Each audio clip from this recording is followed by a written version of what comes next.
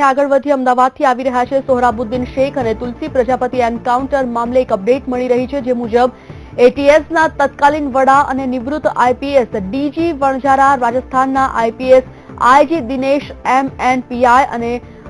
NV Chauhan અને constable Santram Sharma અને અજય પરમારે મુંબઈની વિશેષ સીબીઆઈ કોર્ટમાં દોષમુક્ત થવા માટે ડિસ્ચાર્જ અરજી કરી છે।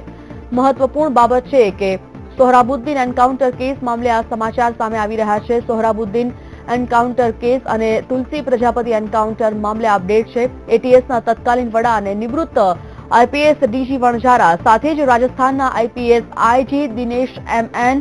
પીઆઈ એનવી ચૌહાણ અને કોન્સ્ટેબલ સંતરામ શર્મા અને અજય પરમારે મુંબઈની વિશેષ સીબીઆઈ કોર્ટમાં દોષમુક્ત થવા માટે ડિસ્ચાર્જ અરજી દાખલ કરી છે।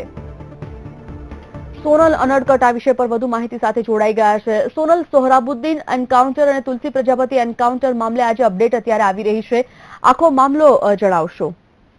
જી સંજીવની, સોહરાબુદ્દીન શેખ અને તુલસીરામ પ્રજાપતિ એન્કાઉન્ટર જે તે સમયે થયેલું ત્યારથી જો કે તેનું ભૂત હજુ સુધી પણ ધૂણી રહ્યું છે તેમ કહી શકાય, કેમ કે આ મામલે હાલ જે ઓફિસર છે ડીજી વણજારા, નિવૃત્ત આઈપીએસ ઓફિસર અને એ તત્કાલીન એટીએસના વડા જે હતા તે ડીજી વણજારા, આ ઉપરાંત એ વખતે જેમની સંડોવણી બહાર આવી હતી તે દિનેશ એમએન જે હાલ રાજસ્થાનના આઈપીએસ છે, આઈજી છે, આ ઉપરાંત પીઆઈ જે એનવી ચૌહાણ, કોન્સ્ટેબલ સંતરામ શર્મા અને અજય પરમાર, તે તમામે મુંબઈની જે વિશેષ સીબીઆઈ કોર્ટ છે તેમાં દોષમુક્ત થવા માટે થઈને ડિસ્ચાર્જ અરજી ફાઇલ કરી છે। ઉલ્લેખનીય છે કે વિશેષ સીબીઆઈ કોર્ટે જે આ જે પાંચેય પોલીસ કર્મીઓ છે તેની ડિસ્ચાર્જ અરજીના પગલે સીબીઆઈને નોટિસ ઇસ્યુ કરી છે અને આ ઉપરાંત ગયા મહિને રાજકુમાર પાંડેન અને ડોક્ટર એન.કે. અમીન જે આ જ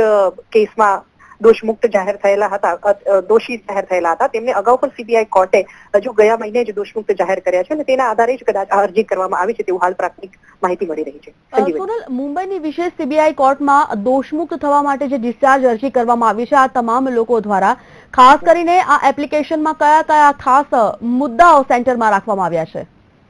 જે મુખ્ય મુદ્દાઓ ધ્યાન પર લેવામાં આવ્યા છે તેમાં સૌથી મહત્વની બાબત એ છે કે જે કંઈ પણ તપાસ થઈ છે તે સંદર્ભે જે પુરાવાઓ રજૂ કરવામાં આવ્યા છે તે અપૂરતા છે તે તમામ સહિત, આ ઉપરાંત જે કંઈ પણ તપાસ છે તે ફરીથી થવી જોઈએ તેવી પણ એક માગણી કરવામાં આવી છે અને જે તેમને દોષમુક્ત જાહેર કર્યા છે અગાઉ, ખાસ કરીને જે મુખ્ય મુદ્દો તેમણે ધ્યાન પર લીધો છે રાજકુમાર પાંડેન અને એન.કે. અમીનને જે દોષમુક્ત જાહેર કરવામાં આવે છે તે જે જજમેન્ટ છે તેને આધારે તેમણે બેઝ બનાવીને તેમણે આ અરજી કરી છે।